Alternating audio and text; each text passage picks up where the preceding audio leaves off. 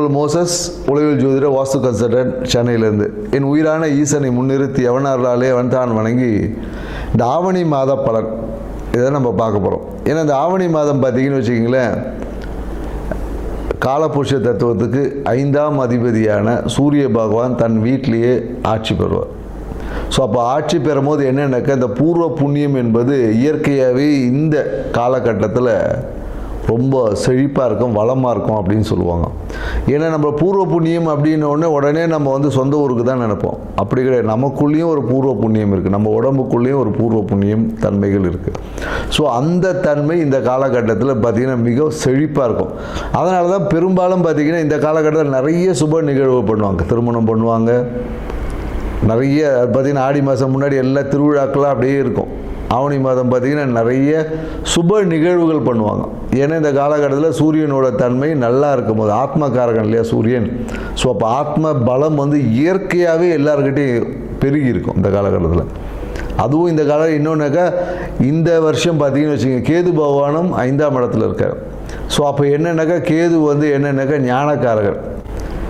ஏன்னா பொதுவாக பார்த்திங்கன்னா அந்த சூரியன் தான் பார்த்திங்கன்னா நம்ம ஆத்மகாரன் சொல்கிறோம் இல்லையா.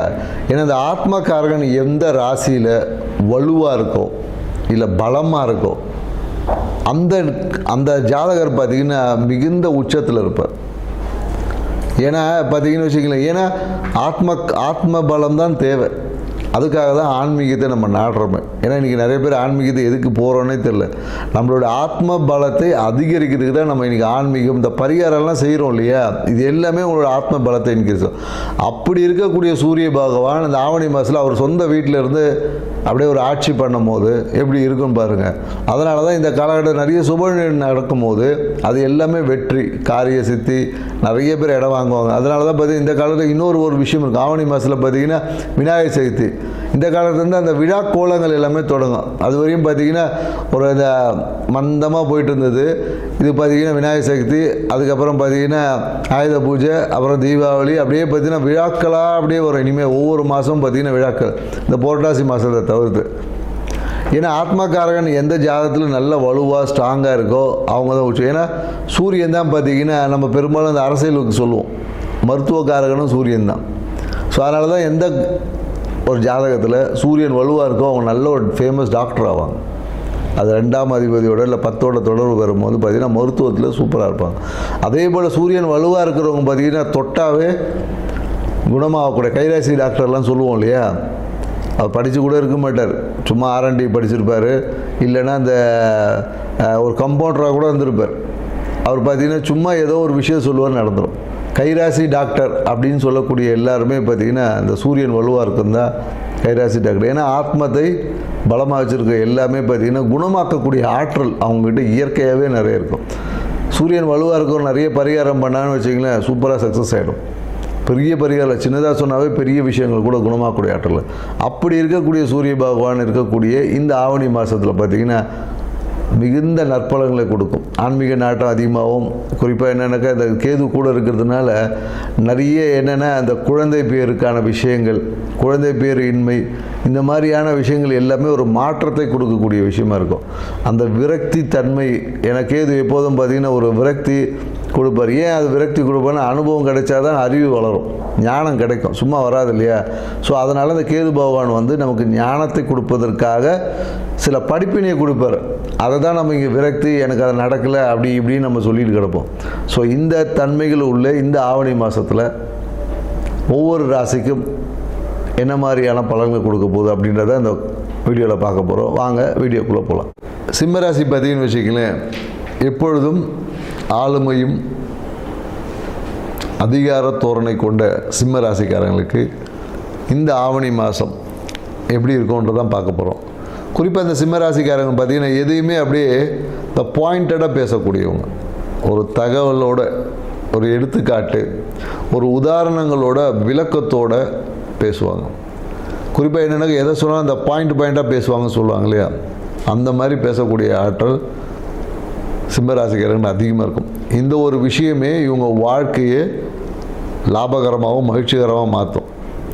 ஸோ அதை நீங்கள் எப்போதும் கடைபிடிச்சிட்டு வரலாம். பேசக்கூடிய விஷயங்களில் தெளிவும் அந்த சப்ஜெக்டும் அதிகமாக இருக்கும் இவங்ககிட்ட.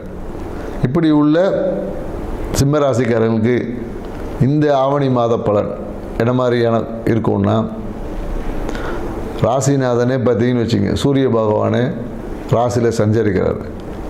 அப்போ எப்படி இருக்கும்னு பார்த்தீங்கன்னா ரொம்ப பிரம்மாண்டமாக இருக்கும். ஸோ உங்களுடைய மதிப்பு பல மடங்காக வெளியுது. நீங்கள் ஒரு பிரபலமாகக்கூடிய ஒரு காலகட்டம் தான் இந்த காலகட்டம். பிரபலமாகிறது எல்லாம் பணம் செலவு பண்ணிட்டு உட்காந்துட்டு இருப்பான். ஆனால் உங்களை தேடி பிரபலமான விஷயங்கள் வந்து சேரும்.